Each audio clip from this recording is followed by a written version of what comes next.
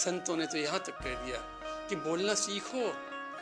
रामचरितमानस बोलना भी सिखाती है।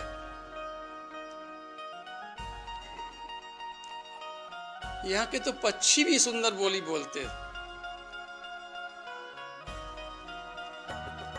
तो इसलिए तप भरद्वाज मुनि कैसे कि तापस तप करके शरीर को तपाते थे।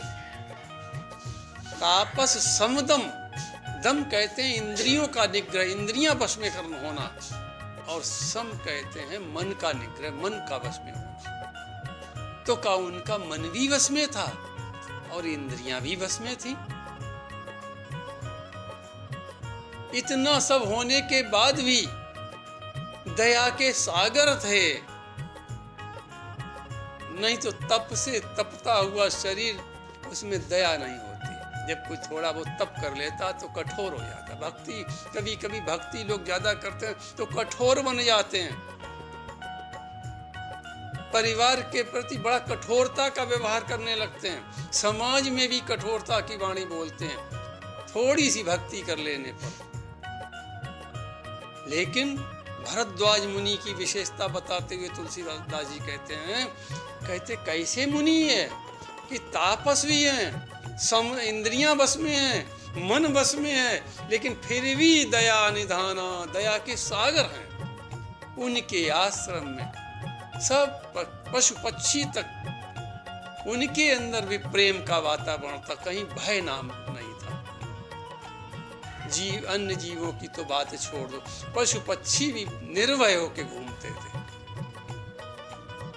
ऐसे दया के सागर भरद्वाज जी का परिचय देते हुए तुलसी बाबा कहते हैं कि भरद्वाज मुनि बसई प्रयागा, जिनहि राम पद अति अनुरागा। तापस समदम दया निधाना, और परमारथ पथ परम सुजाना। और बड़ी विशेषता थी कि परमार्थ पथ यानी भगवत प्राप्ति का साधन जानते थे। भगवान के धाम का जाने का रास्ता उनको मालूम था, वो साधन जानते थे परमार्थ का। ऐसे परमार्थ पथ में प्रवीण थे, सुजान थे, प्रवीण थे, जानकार थे, ज्ञाता थे परमार्थ पथ के। इतना बड़ा मुनि। तो ऐसे दो मुनियों का संवाद, दो मुनियों का मिलन हुआ प्रयागराज में। अब बताते कब मिलन हुआ भाई, और कैसे मिलन हुआ, कहां से दोनों मुनि मिल गए।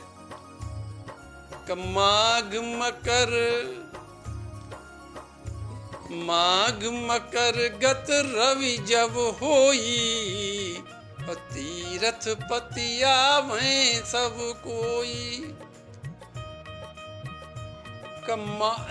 देखो 12 राशियां हैं, 10वीं राशि है मकर राशि। जब सूर्य मकर राशि पर आता है तो संत मुनि, यहाँ तक देवता यक्ष गंधर्व भी तीर्थ स्थानों में स्नान करने के लिए जाते हैं। ये 2 माह में ऐसा होता है, कभी पूस में हो जाता है और कभी माह में होता है। लेकिन जिस महीने में होता है वही माघ माह कहा जाता है। तब कल्पवास लोग करने के लिए तीर्थ स्थान पर जाया करते हैं। सूर्य उत्तरायण हो जाता है उस समय। उत्तरायण सूर्य बहुत अच्छा माना जाता है साधना के लिए। भीष्म पितामह तो इसी सूर्य उत्तरायण का इंतजार करते रहे, सूर्य उत्तरायण होगा तब प्राण छोड़ेंगे, क्योंकि उस समय वैकुंठ का द्वार खुला होता है। तो जब सूर्य भगवान मकर राशि पर आ जाते हैं तो माघ का मेला तीर्थ स्थानों में लगा करता है। मेला माने संतों का मेला। तो तीर्थ पति यानी प्रयागराज में सारे मुनि, ऋषि, संत, महापुरुष, देवता, यक्ष, गंधर्व सब जाते हैं। और सबका समाज अलग अलग पूरे माह तक स्नान करता है, एक भी दिन छोड़ते नहीं, इससे कल्पवास खंडित ना हो जाए। मुनियों का समाज, संतों का समाज,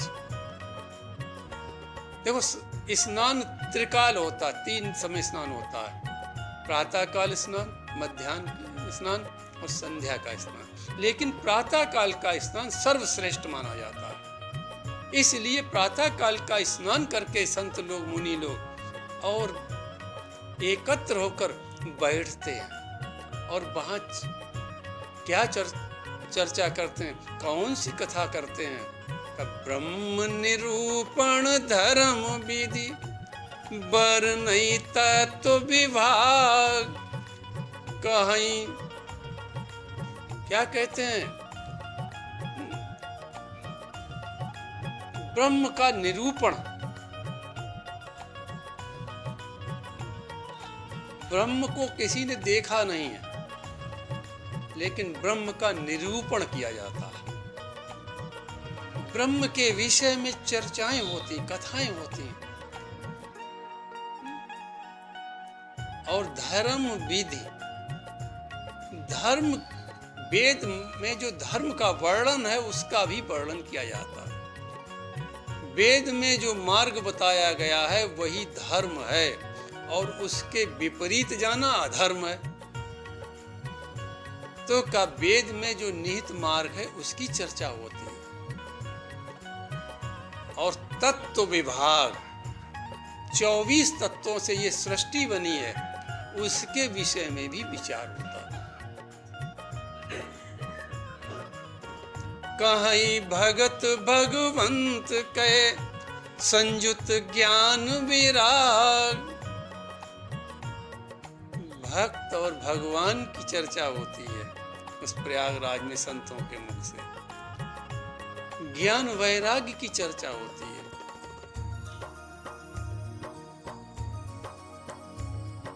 भक्त और भगवान की जब बात करते तो हमें भक्तमाल का प्रथम श्लोक याद आता है। भक्तमाल में नावादा जी ने प्रथम श्लोक में ये लिखा, भगत भक्त भगवान गुरु चतुर नाम बपु एक, इनके पद बंधन किए काटे विघ्न अनेक। भक्ति,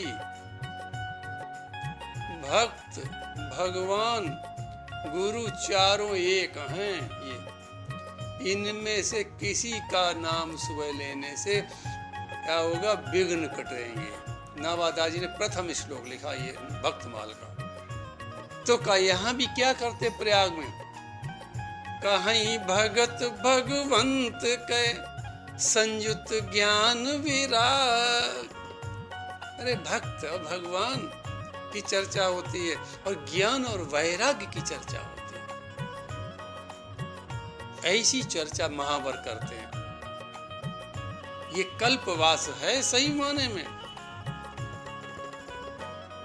तीर्थ पर ऐसा कल्पवास करते। यही प्रकार भरि मकर नहाए, पुनि सब निज निज आश्रम जाए। इस प्रकार पूरे माह तक एक दिन भी खंडित नहीं होने देते हैं। सब मुनिया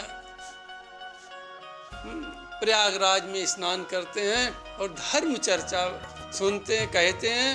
और इस प्रकार फिर जब ये माह समाप्त हो जाता है तो अपने अपने आश्रमों को चले जाते हैं। ये प्रयागराज की महिमा बता रहे, कल्पवास की महिमा बता रहे हैं तुलसी बाबा। अब बताते हैं कि याज्ञवल्क्य जी से भरद्वाज का मिलन कैसे हुआ। एक बार भरि मकर नहाए, सब मुनीस आश्रमन सिधाए। एक बार की बात है। देखो याज्ञवल्क्य को भरद्वाज का संवाद हुआ फागुन महीने में हुआ। यही महीना इतना सुंदर आप देखें समय है, संवाद इसी महीने में हुआ। तो का एक बार की बात है कि सब मुनि लोग मकर स्नान करने के लिए प्रयागराज में आए। सब मुनि तो नहा नहा के अपना कल्पवास पूरा करके अपने अपने आश्रमों में चले गए। लेकिन याज्ञवल्क्य जी जब जाने लगे तो भरद्वाज जैसे मुनि की आप विनम्रता देखें। याज्ञवल्क्य मुनि परम विवेकी, और भरद्वाज राखे पद टेकी। पद टेकी ये गुरु नानक जी के ग्रंथ में भी है। पद टेकना का मतलब उनके चरणों पर मस्तक रख दिया। आप देखें कितना बड़ा मुनि, जो परमार्थ पथ का सुजान है, तपस्वी है, समदम जिसके नियंत्रण में है, लेकिन विनम्रता कितनी है कि याज्ञवल्क्य मुनि परम विवेकी हैं, और संत तो विवेकी हैं। विवेकी का अर्थ है कि उनको वेद का ज्ञान है, और संत मुनि जितने आए थे, स्नान करने आए थे, उनको केवल वेद का ज्ञान था, विवेक था उनके पास। लेकिन ये कैसे ऋषि हैं, ये कैसे मुनि याज्ञवल्क्य ऋषि कि ये इनके हाथ पर वेद का सार रखा हुआ है, यानी प्रतिक्षण ये वेद के सार का दर्शन करते हैं, इसलिए परम विवेकी हैं। परम विवेकी संत मिल गया। तो भरद्वाज ऋषि ने सोचा ऐसा संत कहां फिर मिलेगा, इसलिए उनके चरणों पर अपना मस्तक रख दिया।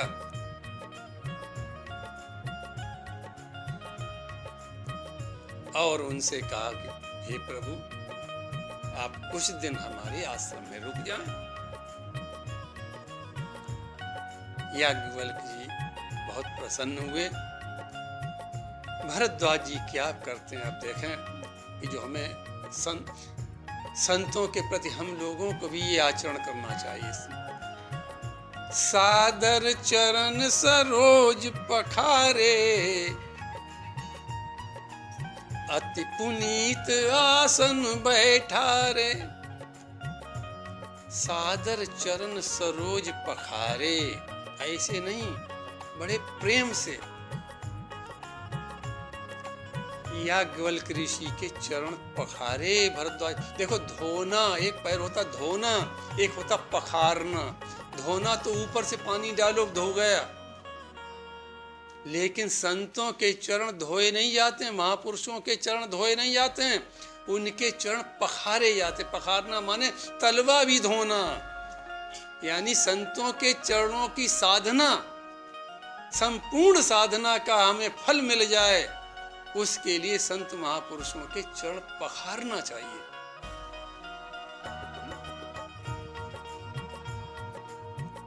कृष्ण भगवान ने सुदामा जी के चरण पखारे, सोने के पात्र में कहा ये जल द्वारिका में छिड़का जाएगा, हर प्रत्येक कमरे में छिड़का जाएगा। एक महापुरुष का, संत का ये चरणों का जल है, इतना पवित्र है सुदामा जी के चरणों। केवट ने चरण धोए नहीं, पखारे। पद पखार जलपान कर आप सहित परिवार।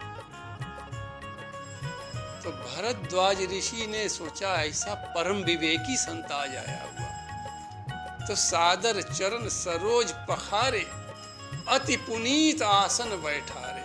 बड़े पवित्र आसन पर उनको बैठाला, चरण पखार कर बैठाला।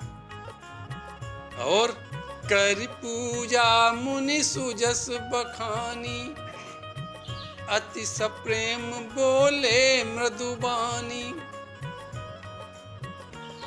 भरद्वाज मुनि ने चरण पखारने के बाद उनकी पूजा की। पूजा 3 प्रकार से होती है, पंचोपचार पूजा, दशोपचार पूजा और षोडशोपचार पूजा। षोडशोपचार पूजा में आवाहन से लेकर पुष्पांजलि तक होती है। तो तो इस प्रकार पूजा 3 प्रकार की होती है। तो करि पूजा मुनि सुजस बखानी, याज्ञवल्क जी की पूजा की। ये शास्त्र का नियम है कि जब संत महापुरुष आपके यहाँ आए तो उस चरण पखार कर उसकी पूजा करो, यदि पूरा लाभ लेना चाहते हो उसका। और फिर उनसे उनके यश का वर्णन करने लगे। हे ऋषिवर, आपने न जाने कितने पापियों के पाप को समाप्त करके उनको भगवत चरणों में लगा दिया, न जाने कितने लोगों को भवसागर से पार करा दिया। आप ऐसे समर्थ ऋषि, ऐसा मधुर वाणी में उनके यश का वर्णन किया। याज्ञवल्क जी भरद्वाज जी के इस व्यवहार, इस पूजा, इस सुयश को सुनकर बहुत प्रसन्न हुए। देखो, किसी से कुछ पाना चाहते हो तो उसके सुयश का वर्णन करो। भगवान ने जब वामन अवतार लिया तो राजा बलि के यहाँ जब मांगने गए तो उनके सुयश का पहले बहुत वर्णन किया। अरे तुम्हारे बाबा ऐसे थे, तुम्हारे परबाबा ऐसे थे, ऐसे दानी थे। क्योंकि भगवान को कुछ चाहिए था। ये लौकिक जगत की भी बात बता देते हैं। अगर किसी से कुछ प्राप्त करना चाहते हो तो भैया उसकी पहले प्रशंसा करो। और किसी संत से कुछ चाहते हो तो उसके भी यश का वर्णन करो। तो भरद्वाज ऋषि ने शास्त्र के अनुसार उनकी पूजा की और बड़ी मधुर भाषा में उनके यश का वर्णन करने लगे। याज्ञवल्क जी आज बहुत प्रसन्न।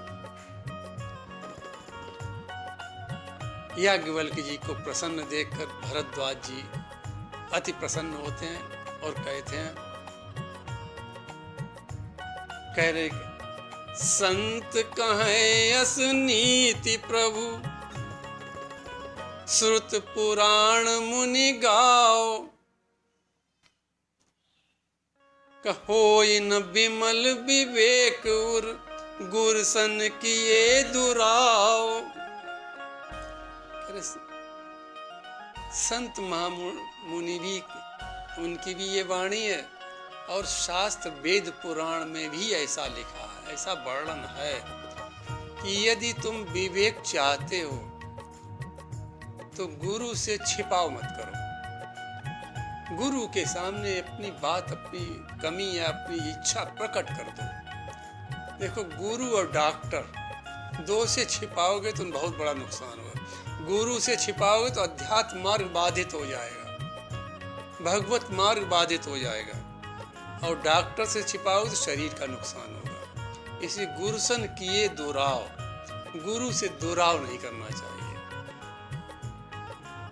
अगर गुरु से हम दुराव करेंगे तो विमल विवेक की प्राप्ति नहीं हो सकती। ऐसा संत कहते हैं और शास्त्र वेद पुराण भी कहते हैं। लेकिन कहत सुमोई लागत भय लाजा, जो न कहूं तो होई अकाजा। लेकिन हमको कहते हुए बड़ा भय और लज्जा भी लग रही है, और नहीं कहता हूं तो हमारा अकल्याण हो जाएगा, हम भवसागर में ही पड़े रह जाएंगे। अब देखें भरद्वाज जी की वाणी, इतना ऊंचा ऋषि मुनि कहता हम भवसागर में ही पड़े रह जाएंगे, ये हमारा अकल्याण हो जाएगा। आकाश, आकाश माने अकल्याण। और कहता हूं तो बड़ा भय और लज्जा लग रही। भय क्या लग रहा? याज्ञवल्क जी से भय क्या लग रहा? भरद्वाज जी को भय ये लग रहा कि कहीं आप नाराज ना हो जाएं कि हमारी परीक्षा के लिए तुम पूछ रहे हमसे। कभी कभी लोग ऐसा भी करते हैं कि देखें कितना आता है इनको, स्वयं नहीं जानते हैं, लेकिन कहने वाले केवल महापुरुष की परीक्षा लेने के लिए भी ऐसा कह रहे। ऐसा हमें भय लगता कहीं आप ऐसा न सोच लें। और दूसरा भय क्या लगता है कि आप तो ऐसे ऋषि हैं कि जिन्होंने सूर्य भगवान से वरदान पाया है कि यदि तुमको कोई परेशान करने के लिए तुमसे प्रश्न करेगा उसका मस्तक फट जाएगा। का ये भी भय लगता हमको, कहीं आप नाराज ना हो जाएं, जो हमको नुकसान हो जाए। एक बार देवरात यानी जनक का वंश बता रहे, जनक के जो वंश में देवरात जी थे, जिनको धनुष परशुराम जी ने दिया था, जो धनुष यज्ञ हुआ था शिव दधीची वाला। देवरात के पुत्र मोक्षवित, लिख लो ये बात, मिलना जरा असंभव पड़ जाएगी। देवरात के पुत्र मोक्षवित थे, यहीं से जनक शब्द पड़ा है। जनक की उपाधि है, नाम नहीं है, ये जनक और विदेह की तो उपाधि है। तो का देवरात के पुत्र मोक्षवित के यहाँ एक संतों की सभा हुई, उसमें उन्होंने कहा कि हमारे प्रश्नों का जो उत्तर दे देगा वो हजारों गाय जो सोने के सींगों और चांदी के खुर मड़े हुए हैं वो ले जाएगा। कोई संत महात्मा ऋषि उनके प्रश्नों का उत्तर नहीं दे सका, तब तक याज्ञवल्क्य जी पहुंच गए शिष्यों के साथ। याज्ञवल्क्य जी ने शिष्यों का गाय सब ले चलो। लोगों ने कहा प्रश्न का उत्तर दिया नहीं गाय। एक महात्मा थे शंखवित, वो थोड़ा तेज बोलने लगे, अपमानजनक बात करने लगे। सूर्यदेव के श्राप के कारण उनका मस्तक वहीं फट गया सभा में। यद्यपि याज्ञवल्क्य जी ने उनके प्रश्नों का समाधान किया और उन्होंने उनको उस समय गुरु मान लिया अपना। याज्ञवल्क्य जी जनक परिवार के गुरु बन गए। तो भरद्वाज जी कह रहे हैं कहीं आप नाराज ना हो जाएं, कहीं मन में ऐसा ना सोच रहे हमारी परीक्षा के लिए तो नहीं पूछ रहे हैं, ये तो भय है और लज्जा क्या लग रही, कहीं आप ऐसा ना सोचें कि वाल्मीकि जी के शिष्य होते हुए भी कुछ मालूम नहीं। भरद्वाज जी वाल्मीकि जी के शिष्य हैं, कब वाल्मीकि जी के शिष्य होते हुए भी कुछ नहीं जानते हो, और भरद्वाज बन के यहाँ प्रयागराज में संत बन के बैठे हो, अपने पैर पुजवाते हो, ये लज्जा भी लग रही है। और नहीं कहता हूं तो हमारा कल्याण होगा कि हम भवसागर में ही पड़े रह जाएंगे।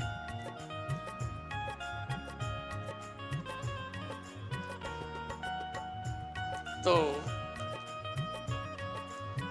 ऐसा जब याज्ञवल्क्य ने सुना, याज्ञवल्क्य ने नहीं भरद्वाज पूछो तुम क्या पूछना चाहते हो। तो भरद्वाज जी पूछते हैं कि नाथ एक संशय बड़ मोरे, करगत वेदता तो सब तोरे। एक संशय है हमारे मन में और आपके हाथ में वेद का सार हस्त कमल के समान रखा हुआ है।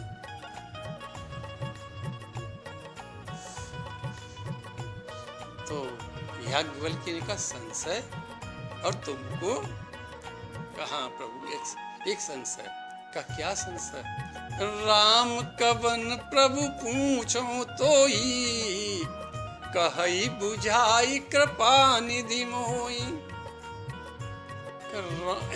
राम कौन है, ये राम जी की बात हमें इशारे में मत समझा देना। कहई बुझाई कृपा निधि मोई, आप कृपा के सागर हैं, आप बड़े दयालु भी हैं, आप कभी नाराज नहीं होते हैं। तो हमको खूब समझा कर कहना, इशारे में मत बता देना, संकेत में थोड़े में मत बता देना, हमको खूब समझा कर विस्तार पूर्वक बताना कि राम कौन है। एक राम अवधेश कुमार, एक राम, बहुत ध्यान से सुनो भाई अभी, एक राम अवधेश कुमारा, तिनकर चरित विदित संसारा, नारी बिरह दुख लहु अपारा, भयउ रोष रन रावण मारा। का एक राम के विषय में तो हम जानते हैं, और सब पूरा पूरा ब्रह्मांड जानता है। क्यों? क्योंकि राजपुत्र थे। यदि गरीब के पुत्र होते शायद कुछ लोग जानते। अवधेश कुमार थे, एक राम अवधेश कुमार, चक्रवर्ती सम्राट के पुत्र थे, और बड़े आदमी के पुत्र को सब जानते हैं। तो का चक्रवर्ती सम्राट थे, उनके पुत्र थे वो, उनका चरित्र तो हम भी जानते हैं और सब लोग जानते हैं कि उनकी पत्नी सीता का रावण ने हरण कर लिया। इससे उनको बहुत दुख हुआ, और दुख के कारण उन्होंने रावण का वध कर दिया। ये तो हमें भी मालूम, और सारा संसार जानता है। चक्रवर्ती सम्राट होने के कारण सारा संसार ये बात जानता है। लेकिन हमारा प्रश्न ये नहीं है। प्रभु सोई राम किया पर को, देखिए प्रभु सोई राम, यानी सोई माने अवधेश कुमारा, दशरथ नंदन राम का प्रभु सोई राम कि अपर को का, इससे कोई अलग भी राम है क्या? वही राम, राजा दशरथ वाला राम वही राम, या कोई और राम है? जाई जपत त्रिपुरारी का, जिनका शिवजी दिन रात जप किया करते हैं, जिनके विषय में पार्वती ने कहा तुम पुनि राम राम दिन राती, सादर जपहु अनंग अराती।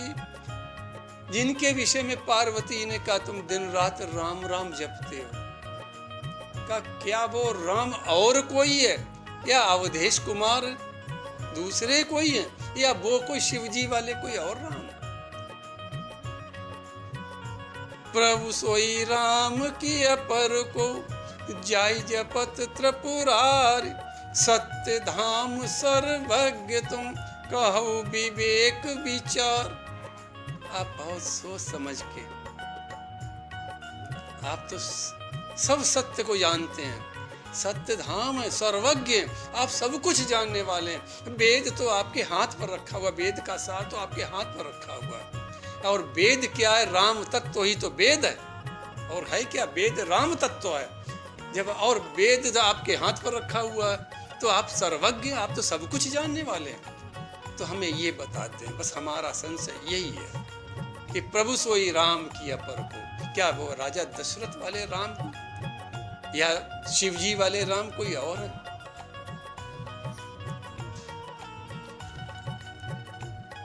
याज्ञवल्क्य जी बहुत प्रसन्न हुए। याज्ञवल्क्य बोले मुस्काई, बहुत प्रसन्न हो गए। तुम्हें विदित रघुपति प्रभुताई, अरे तुम राम के विषय में सब कुछ जानते हो, हमें मालूम है सब, क्योंकि सर्वज्ञ तुम हमें कह चुके हो, हम जानते हैं तुम्हारे मन की बात। बहुत हंसने लगे। और सही बात बताएं, जब कोई, हम तो कुछ नहीं, अगर हमसे भी कोई भगवत चरित्र के विषय में पूछता, हमें बड़ी प्रसन्नता होने लगती। क्या क्या बात है, भगवान की कथा कहने मौका मिलेगा। तो वो तो इतने ऊंचे संत याज्ञवल्क्य ऋषि प्रसन्न हो गए, मुस्कुराने लगे। भरद्वाज का भय खत्म हो गया। बोले अरे भगवान राम की प्रभुता तो तुम, चरित्र तो तुम सब जानते हो, तुम्हें विदित रघुपति प्रभुताई, भगवान के चरित्र सब तुम जानते हो, लेकिन चाहो सुनय राम गुण गूढ़ा, कीन्हु प्रश्न मनऊ अति मूढ़ा। लेकिन तुम राम के चरित्र जो गूढ़ चरित्र हैं उनको सुनने की इच्छा करते हो, क्या है तुम्हारे अंदर, सुनने की जिज्ञासा तुम्हारी जाग रही है, तुम सुनना चाहते हो भगवान राम के चरित्र। और प्रश्न कैसे कर रहे हो? जैसे मानो कोई मूढ़ करता है, मूढ़ बनकर प्रश्न कर रहे हो। देखो कभी संत महापुरुष से ज्ञानी बनकर पूछोगे कुछ नहीं पल्ले पड़ेगा। यदि मूढ़ बनकर कि हम कुछ नहीं जानते ऐसा सोचकर कथा में आओगे सब कुछ मिलेगा, और पूछोगे उससे सब कुछ प्राप्त होगा। तो का प्रश्न तो तुम कर रहे हो जैसे मूढ़ लोग करते हैं, लेकिन तुम चाहते हो, हम समझ गए, राम के जी के चरित्रों को, गूढ़ चरित्रों को सुनना चाहते हो।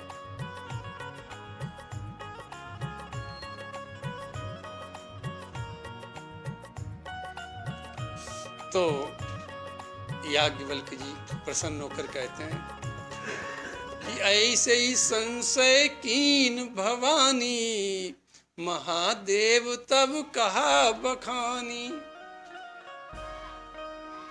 देखो, भारत का ऋषि कभी दावे से नहीं कहता है, वो जब कभी कहेगा तो अपने श्रेष्ठ का उदाहरण देकर कहता है कि उन्होंने ऐसा किया था, उन्होंने ऐसा कहा था, वो बात हम तुमको बताते हैं।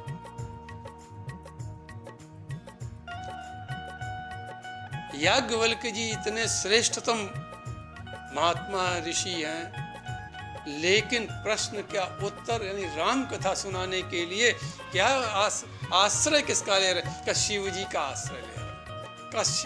ऐसे ही संशय कीन भवानी, तुम भरद्वाज तुम्हारी तरह ही माता पार्वती ने भी भगवान शिव के सामने संशय अपना रखा था,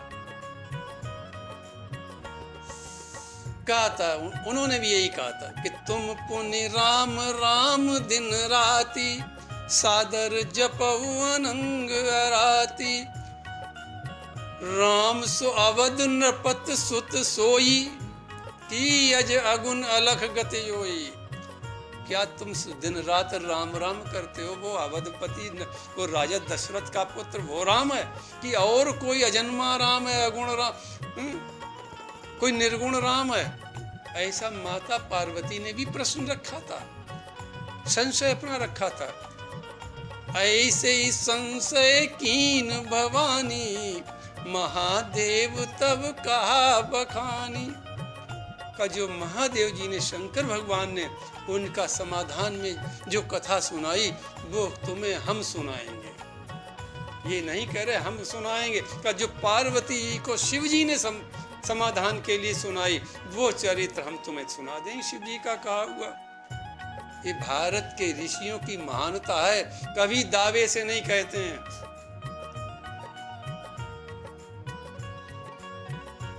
कि हम कह रहे हैं, नहीं, जो संतों ने कहा, संतों की वाणी, भगवान की वाणी, भगवान शिव की वाणी, वो हम तुमको सुना देंगे।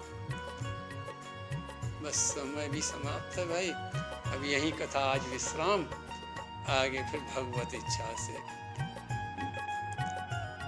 प्रणवों पवन कुमार, खलवन पावक ज्ञान घन, जासु हृदय आगार, बसहि राम सर चापुधर, प्रभु के चरणन में सदा पुनि पुनि करूं प्रणाम।